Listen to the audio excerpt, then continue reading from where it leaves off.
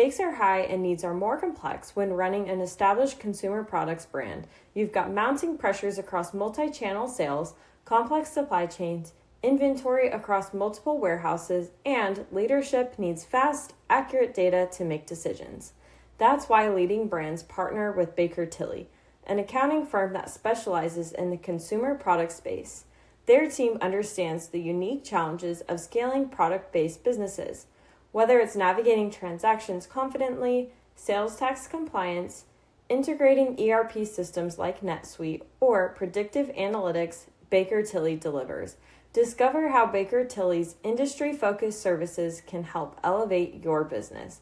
Visit bakertilly.com. I know what everybody's thinking.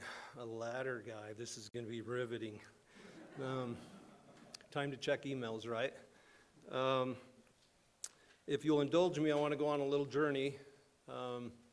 My journey starts in, I've been with the company for 41 years, but I want to go back to the year 2002. Myself and a group of others from our company was in a conference room having a meeting when the door was flung open and somebody rushed in with a USA Today newspaper and spread it out on the conference room table. And there was a full-page ad of an identical replica of our core product and said, now available at Home Depot for $199. Now, up until this point, we had no competition, and we were selling that product for $399, so double the price. So needless to say, a lot of fear swept through our company. And there were salesmen that said, I'll never be able to sell a ladder again. We later learned that the company that had knocked off this product had went to one of the home and garden shows or trade shows that we demonstrated at, bought the product, sent it to China, and said, copy it identically, of which they did. Their parts were interchangeable with our parts. For us, this was a bit of a challenge. We had not faced any competition. We still had 2 years left on our patents. And they had calculated the timing that it would take to go through court to fight them. And so we had a decision to make. What are we going to do? So for the next couple of weeks, we had a number of meetings trying to decide how we would combat this. We were not in retail. We had a little bit of distribution, but most of it was done through the show atmosphere, really toe-to-toe selling. We knew that we could take that legal action, but the cost was prohibitive. The year 2002, we were in a recession, and so our sales were off 25% because of the Twin Towers going down the year before. So we didn't have the money to fight it, nor did we think that was ultimately going to be the right decision for us. So ultimately, what we decided to do was to create an infomercial. And it was actually a good thing we didn't know anything about infomercials, because we probably wouldn't have done it. What we later learned is 1 or 2 out of 100 work, which means they drive retail. Rarely does any of them ever make money. The owner of the company had asked me a couple times, hey, tell me about this infomercial thing, what do you think? And I'm like, I don't know anything about it. I know you can buy a knife that you can cut through a leather boot and a Coke can and it still slices perfect tomatoes. That's all I know. The challenge with creating an infomercial was it cost about $1 million to do it. And again, we didn't have the money for it because our sales were slumping. So the founder of our company had a little farm in Springville. He went to the bank and he literally bet the farm, borrowed the $1 million. We took about 8 months to create the infomercial. And we did hire an infomercial company because, again, we didn't know anything about them. We also hired a media buyer, and we stayed intimately involved because we've been selling the product for 30 years. We just didn't know anything about how to do an infomercial. So we stayed very involved. We were involved in the shooting, and of course from the legal side with ladders, there's a lot of liability.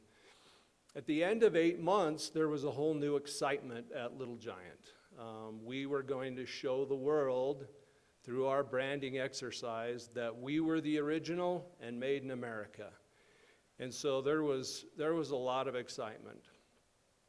I remember very well the first day, the first airing that we ran on that infomercial. It was a station in Arizona, and again, this was going to be our moment. So we ran the show, 28.5-minute infomercial. We got 4 phone calls and sold 1 ladder. And the fear swept through the company again.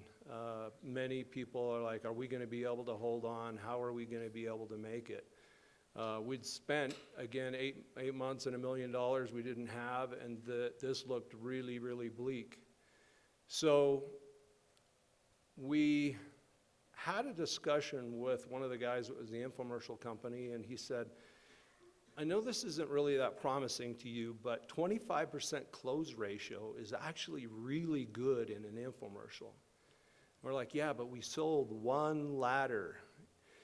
Long story short, we went back in, we changed the B-roll, we changed our call to action, we upped our value proposition, and the rest was history for us. We grew by 600% that year. And then the next year, we grew by 500%. And so our little company was on fire. And of course, infomercials are primarily designed to drive retail. That's what they do. And we had every retailer under the sun calling us saying, we have to carry your product. We did sell side by side in Home Depot at $399 next to the product that was $199, and we did very well with it because we had driven that demand. We had companies like Linens and Things and Bed Bath & Beyond selling $400 ladders. The demand was through the roof. But as you all know, what goes up must come down. And we had done a lot of pull forward from future sales. And so, yes, the infomercial was wildly successful, but just like your favorite song today, you might listen to it 10 times, and tomorrow you may change the radio station because you've had enough of it, and the same thing happened with the infomercial. And as our sales started to go down, they also affected the retail sales. So you pull back on the infomercial, you're also pulling back demand on the retail side of things. And then in 2008, we had the third gut punch, which was the general contractor went away. So we lost the infomercial, lost retail, lost the general contractor. We were in trouble. Our market was drying up. And so I knew that we had to be more than this one-trick pony, which we had been for 30-some years, that we had to be more than this one product. And we had a few accessories, but literally we were one-trick pony. And so I said, we've got to innovate. We've got to create some new products. We've got to do something different. And so we hired some engineers, hired some marketing people, and away we went to innovating. And we spent a couple of years making some really, really cool products, and they failed miserably. We don't make those products today. And the reason they failed was we forgot to ask the customer what problem we were solving. We forgot to ask what pain we were eliminating. We were just making cool stuff. And it was cool to us, but not to the customer. It wasn't meaningful at all. So we decided we were going to have to take a different tact, and we made a bunch of samples of products that could be, and we brought in about 50 different gentlemen from the different trades, right? So we had plumbers, electricians, we had, roofers, we had the works, safety personnel, and we brought them through, and we went through, and we just listened to them, and we showed them what we had. The interesting thing was they talked very little about what we had to show them. and more about safety and the accidents and incidents that they dealt with on a regular basis on the job site. I had a guy that looked like he was the leader of the Hells Angels, crying, telling me a story about a time where one of his guys, he was a safety professional, had fallen from a ladder. And he was walking in the hospital corridor to go see this man, and that man's wife came and pounded on his chest saying, "This is your fault. He was your responsibility. This should have never happened." I had another young man tell me that his very best friend had climbed a ladder, and he was transitioning from the ladder to the roof, and the ladder slipped away, and he went down, killing him. 26 years old, leaving 2 little girls home without a dad. And we heard story after story about accidents on ladders. I also learned at that time that every day in America that there was 2,000 ladder accidents and 100 disabilities from those accidents and a death every day from those ladder accidents. And I thought, there's no way that could be true. I was on the board of the American Ladder Institute, and nobody was talking about this. But come to find out, it was true. The industry just didn't want to do anything about it because change is expensive and the status quo works. And the ladder industry is so old that people just assumed this is just the way it is. If you think about it, ladders are perhaps one of the oldest industries on earth, invented before the wheel. We joke that Adam and Eve used the ladder to get the fruit. It may not have happened that way, but could have happened that way. But it's a very old industry, and the industry did not want to change. During all this, I discovered a book by Simon Sinek called Start With Why. And I was fascinated by this book. I read it and then asked our leadership team to read it. And I said, let's meet every Friday and let's go through the chapters and let's go through this process and discover our why. So the premise of the book is that people don't buy what you do, they buy why you do it. Most of the time we want to talk about the how and the what, but when in fact most people actually will buy why you make what you make, why you do what you do. And so I was really drawn to this book. And we went through the entire process and we created our why. And we got it miserably wrong. We went about 3 weeks, and it was just driving us nuts. We felt nothing. We're like, this isn't right. So I said, let's read the book again. So we went through the exact same exercise. We read the book again. And this time when we finished it, we knew it was right because we felt it. We did not have to justify it. And our why is preventing injuries and saving lives. So instead of getting up and going to work to build a ladder so we could sell a ladder, we said, what if we could get up and go to work and get that one guy home tonight that wasn't going to go home tonight? So he could play soccer with his son or go to his daughter's piano recital or spend time with his wife. What if we could get him home? What if we could actually impact those 2,000 ladder accidents that happen every day? Wouldn't that be a cooler reason to go to work?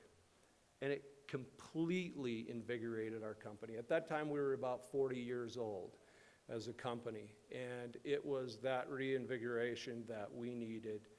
And it became so exciting for people, no matter what department they were in, to think that today is our day to get somebody home tonight that wasn't going to come home. Didn't matter if you were in customer service, didn't matter manufacturing, everybody was contributing to this mission. So we had a guideline that we used this for all decision making, which became very, very easy. If somebody came with an idea and said, I would like to do this and this, all I'd have to do is ask the question, will it lead to preventing an injury and saving a life? If the answer is yes, let's talk about it. If it won't, let's move on. Now, decision-making from the innovation standpoint became very, very easy because everything we were going to build, everything we were going to innovate, had its core function already laid out. It must lead to preventing an injury and saving a life. And so it completely changed the way we did business. Now, how do we achieve mass market acceptance on a new product or idea? This is often the age-old question. And when we look at it, Simon Sinek, he again talks about the law of diffusion of innovation, and that all companies, all populations are split up in a standard deviation. Every company has high performers, low performers, and average, right?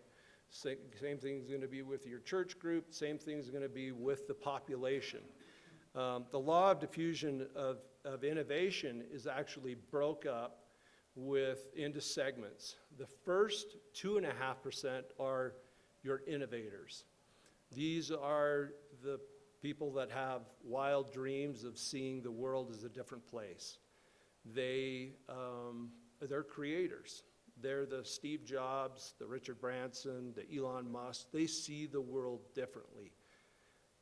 The next portion of the group, really the population, is the early adopters. That's 13.5%. Now this group is willing to spend time, money, and energy on something that they feel reflects their beliefs. So think of, and some of you may have been that guy that bought the LCD TV, the flat screen, when it was $10,000 to $20,000 and the technology was still not that good, right? That's that group of people. They're willing to take risks. They'll engage in things that reflect their beliefs. They'll stand in line for a movie for 2 weeks to see the new Star Wars movie when they could just go 2 weeks later and walk in. But they'll do something that others aren't willing to do. Then you have the majority. And the majority is more cynical, they're more cautious, they are afraid of risk typically, more practical. Am I going to get in trouble? Am I getting my money back? Is there a guarantee? That type of thing. That's most of us, right? Is that majority. And then you have the laggards. And the only reason that laggards ever make change is they're forced to. The only reason they're not still buying rotary phones is because nobody makes them anymore. And they're literally forced to make change. So to reach the masses, we have to get somewhere between 15 and 18% of the population.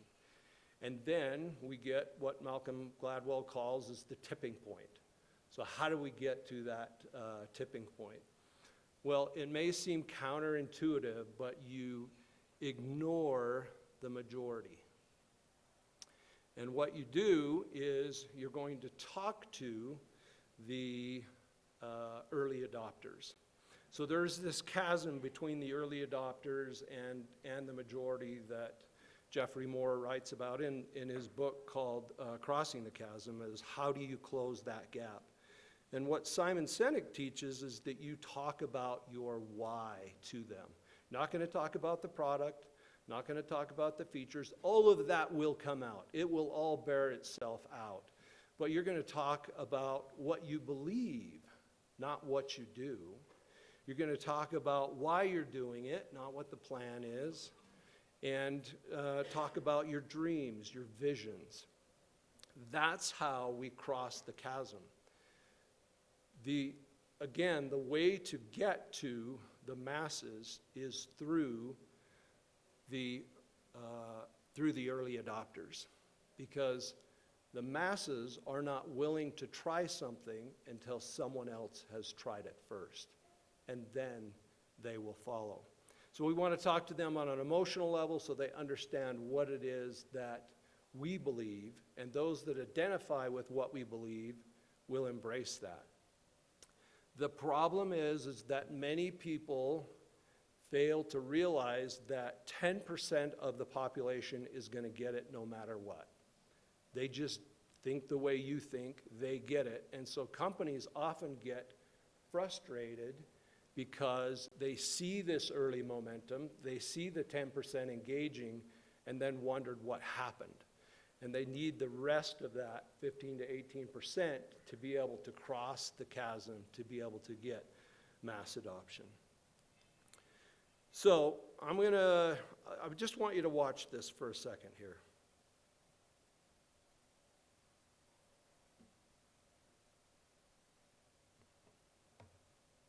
Okay.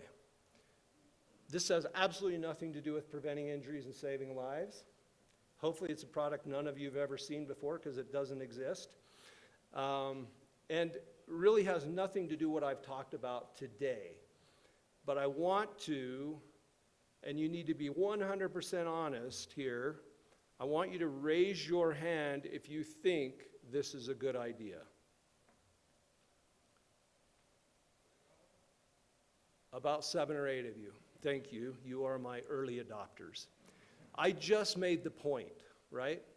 Now, if I were going to try to sell this, if we go back to what we just talked about, I would not talk about how soft the bristles were or how neat this folded up and the space saving and how comfortable the handle was.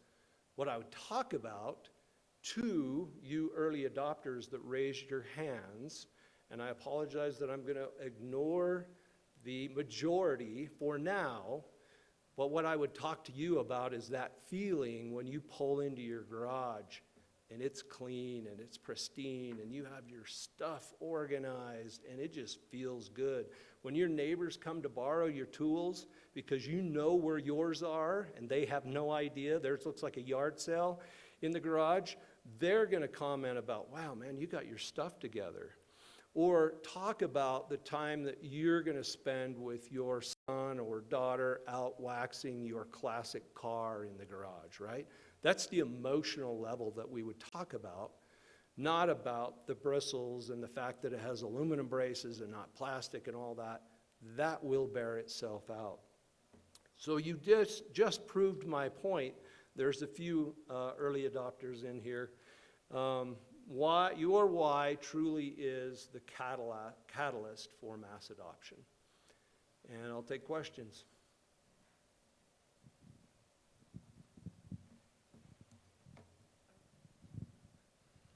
I just want to thank you for your honesty, and I know it's not always the purpose of these things to get up and talk about all the times that you failed, but I think that that was a really compelling angle to your speech, and I just want to appreciate the candidness in which you presented these sort of mistakes and what you learned from them and how you eventually wound up to where you are because of them.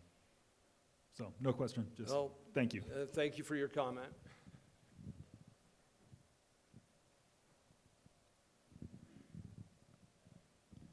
I'll echo what he said. The great part about having somebody with 40 years of experience is you don't care what we think, you just want to share your wisdom. And I love the stories of failure. But my question, I think, is as you determine your why and your mission, I think it has a lot less to do with what you decide to do, but what you're not willing to do. And I would love to hear some examples of things that you decided. I feel like that there's this constant pressure to chase money, things that you decided not to chase, and maybe it's the broom or maybe it's not, but what are some things that you decided not to do that you think helped define you as a company? Because I love a lot of what you're saying, but I think that helps give some insight to those of us that might have challenges, like as we're looking at tariffs or whatever, things we decide like, I don't care, we're not doing this because this is who we are. That's an excellent question. So I can easily tell you that in the ladder world, and I apologize, this is very boring, right? The highest weight rating is 375, then 300, 250, right? There's these ratings, and there's ones that go to 225 and 200. We will not make a product that's rated at 200 pounds or 225. So we absolutely won't. You've probably all climbed one of those, and it feels like this when you're climbing it. You know, they're moving on you, and that's just not who we are. So an example of that is we just won't make lower rated products. So that means our products are going to be more expensive because they are higher rated, but again, I only want the customers who believe what I believe, and that is that their employees should be safe. If they don't believe that, they're going to stand on a piano bench in their socks, right? And that's dangerous, but yet, we would love for them to convert, but if they're not our customer, we just move on. So I think, the broom is an interesting thing. We were recently asked by Lowe's to bring innovation outside of the ladder bay. And so have had 2 meetings with them recently with 17 innovative products outside of ladders. The intent of the first meeting was to say, what do you like? What would you weed out? They said, we like it all. Can you come back again? And so we came back again and have gone through that. The question is, are we going to do it? By the way, the broom's one of them. But if we do that, it's going to be an entirely different segment of our company. It will have its own why. I still don't know if it's a good idea to do it, because what we're focused on is preventing injuries and saving lives, and doing that through better climbing equipment. So it may become a whole separate division of the company under its own business guidelines and everything, if we do it at all. But right now, it's purely focused on building the best ladder equipment that people can use and getting people home at night. Quick question. So as you think about your core mission, which is saving lives and preventing injuries, you mentioned Lowe's. Which retailers have been particularly interested in helping you pursue that mission versus selling products? Surprising, Lowe's actually has been one that really has embraced innovation. And when we went in and took the business away from the competitor, our product was $100 more than the competitors, but we were outselling them, and it had safety built into it, had auto levelers built into the legs. And so surprisingly, as a large retailer, they have been, but then you also have companies like Grainger who are outselling safety every single day, right? So Grainger, Fastenal, some of those, there are safety companies that are out there. A lot of people and a lot of companies say safety first, and we all know that's not true. It's money first. Safety usually is like third, right? But they put on that air that, it's safety first. But we do know that it takes money to purchase safety. So one of the things that we've done recently is also make sure when we add something from a safety perspective that it does not take away from productivity. In fact, if there's a way we can enhance productivity and pay for it, we'll do it. One quick little plug. My son and his buddy just started their own homemade window cleaning business. And when they got started, he started to take my little giant from the garage. I made him buy his own and said, that's the only one you should have. Use that one. We've had it around for 15 years. You got to stick with that. And he went out and bought one the next day. So Fantastic. I'll be sure and pay you the money I said I would after this is over. So no, that was great. Thank you. Thank you. I imagine that there's probably quite a few of you that own little giants, because you all seem like very wise people. Any other questions? If not, I'll quit boring you. No, this is great. My name's Jackson. So we work with a lot of early stage companies, and oftentimes see, as they scale up, the founders aren't necessarily the right person to continue leading the business. And it sounds like you and the founder of Little Giant have a good relationship. So I'm just curious how that engagement has been. Yeah, so unfortunately he has now passed. He did about 12 years ago, but we had a really, really good relationship, which actually caused problems with 2 sons that he had in the business, because they felt like they should have my position and not me. But that being said, I think the key for me was understanding the way he thought. That's where my success came from, is I'm going to run the business based on the way he thinks this business should be run. And most of the time we could finish each other's sentences. I did get to where, I worked with him for a lot of years, to where I could tell the mood he was in based on the clothes he was wearing when he walked in the door. And you knew whether to be around him or not just by what he was wearing. So I feel like part of my success there was truly understanding how does he see the world? How does he see business? Because not every entrepreneur sees things the same, and most of them are pretty unique. He was a very unique man, and they see the world differently. And so, fortunately, most of the things that he thought and did, I agreed with, and so I think we were a good team for a lot of years.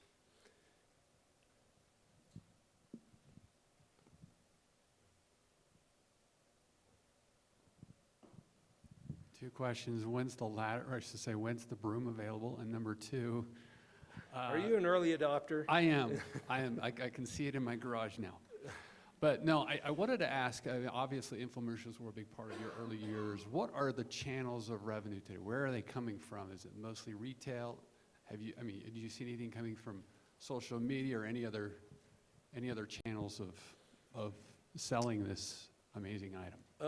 Well, social media supports a little bit, but we're not really driving sales that way. I mean, do you get touches, and eventually people will through influencers and whatnot, but 60% of our business, at least 65 maybe, is retail, right? So the Aces of the world and Tractor Supply and Lowe's and companies like that. We are not in Home Depot because we have an exclusive arrangement with Lowe's between those two companies, but we're really, really pushing heavily into the trades right now, and so most of our growth is coming on the trade side of the business, which is good because it's better margins and less fight over a lot of things. So, okay, well, thank you.